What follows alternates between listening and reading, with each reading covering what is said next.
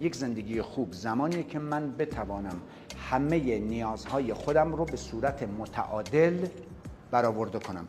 یعنی نیاز به بقا، زنده ماندنم، یعنی به اندازه کافی پول داشته باشم، نیاز به سکس، نیاز به امنیت، اینا که میشه نیاز به بقا، نیاز به احترام، شأن و منزلت خودم، نیاز به پیشرفت خودم، شکوفایی خودم رو بتونم برآورد.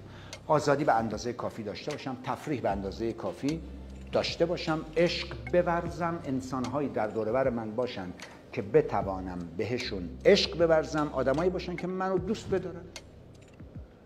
اگه این رو به دست بیارم من یه زندگی خیلی خوب دارم.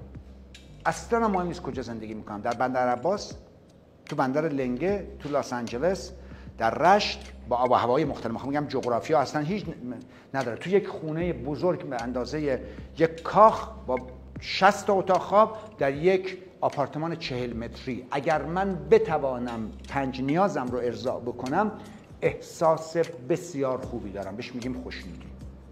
هیچ فرقی هم نمیکنه در چه کشوری هم باشم، حتی این 5 نیازم رو بتونم ارضا کنم.